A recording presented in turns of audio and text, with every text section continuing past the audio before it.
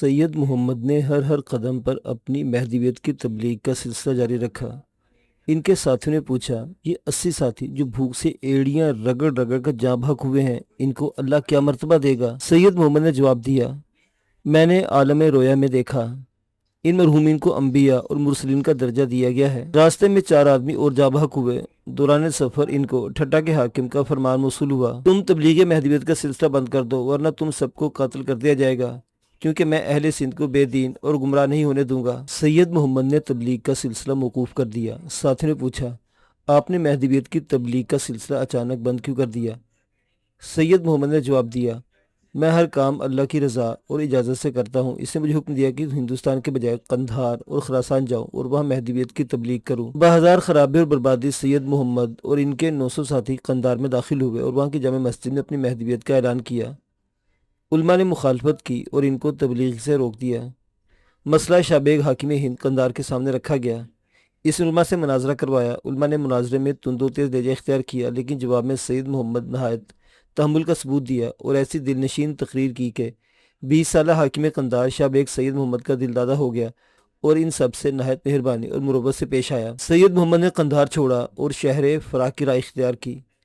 سید محمد کے ساتھیوں کے پاس اسلحہ بھی تھا۔ فرا میں داخل ہوتے ہی ایک عہدیدار نے ان سب کو روک لیا۔ یہ شخص نہایت تندخو اور ہیبت ناک تھا۔ اس نے ان سب سے ہتھیار جمع کرا لیے۔ اس نے ایک کمان ہاتھ میں لی اور اس کے کنارے کو سر پر مار مار کر ان کی گنتی شروع کر دی۔ وہ کمان کی ہلکی سی ضرب لگاتا، ان کی گنتی کرتا اور کہتا، کل تم سب کو قید خانے میں جانوروں کی طرح ڈال دیا جائے گا تاکہ لوگ تمہارے شر، خباثت اور رذائل سے محفوظ رہیں۔ ان سب کو قید کر دیا گیا اور حاکم ذوالنورین نے ان سے قید خانے میں ملنے آیا۔ سید محمد سے گفتگو ہوئی اور وہ اس نتیجے پر پہنچا کہ سید محمد کو بغیر کسی ثبوت اور جانچ پڑتال کے قید کر دینا مناسب نہیں۔ اس نے بھی علماء اسلام کو سید محمد کے مقابلہ پر لا کھڑا کیا، لیکن سید محمد کی پوری زندگی داؤ پیچ میں گزری تھی۔ بحث مباحثے میں سید محمد کی استادی مسلم تھی۔ وہ فرا کے عالموں کے قابو میں نہیں آئے۔ آخر بدرجہ مجبوری حاکم ذوالنون نے ان سب کو نظر بند کر دیا اور خراسان کے بادشاہ کو اس فتنے سے آگاہ کیا۔ اس نے خراسان کے بادشاہ کو لکھا، میں آپ کا تابع دار فرا کا حاکم آپ کو ایک ایسے فتنے سے آگاہ کر رہا ہوں جس نے ہندوستان کے علماء اور مسلمانوں کو بہت پریشان کر رکھا ہے۔ اب یہ فتنہ شہر فرا میں داخل ہو چکا ہے اور ہمارے علماء کے قابو میں نہیں آیا۔ اب اسے اس کے 900 ساتھیوں سمیت نظر بند کر دیا گیا ہے۔ اس کے ساتھ کیا سلوک کیا جائے؟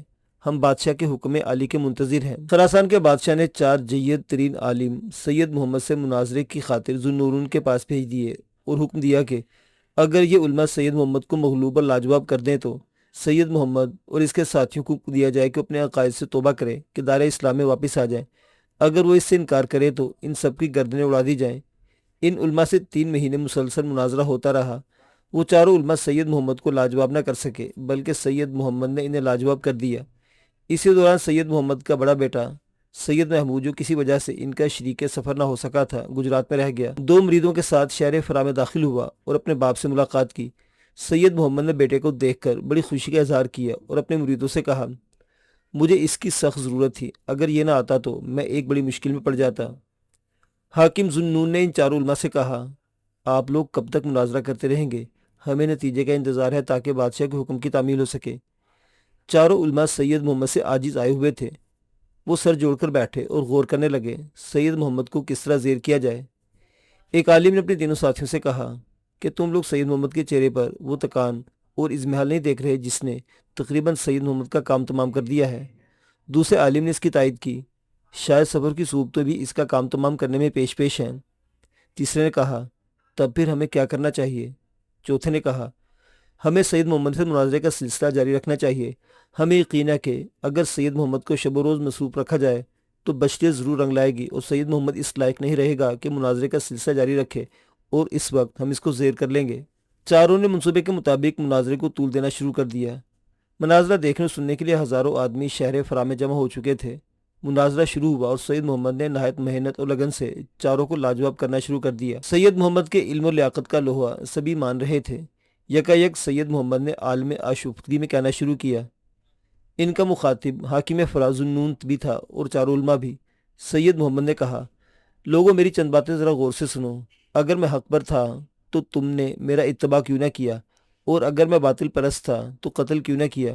کیونکہ زندہ رہوں گا تو جہاں بھی جاؤں گا لوگوں کو گمراہ کروں گا اور اس کا وبال اور گناہ ان کی گردن پر ہوگا۔ مناظرے کے خاتمے کا اعلان کیا گیا، لیکن مناظرے کے نتیجے کا اعلان نہیں ہوا۔ لوگوں میں چیم گوئیاں ہوئی، وہ آپس میں کہہ رہے تھے سید محمد نے بات سچی کی ہے، اگر وہ سچے ہیں تو ہمیں ان پر ایمان لے آنا چاہیے ورنہ اس جھوٹے کو قتل کر دینا چاہیے۔ لوگوں نے حاکم شہر سے بات کی تو اس نے کہا میں سید محمد کو قتل نہیں کر سکتا کیونکہ اس شخص میں بزرگی کے آثار پائے جاتے ہیں۔ سید محمد اپنے خیمے میں واپس گئے۔ اس وقت وہ بہت تھکے ہوئے تھے۔ سید محمد کی کئی بیویاں تھیں، انہوں نے یہ اصول وضع کیا تھا کہ اپنی بیویوں کے خیمے کے سامنے میخیں گڑوا دی تھی۔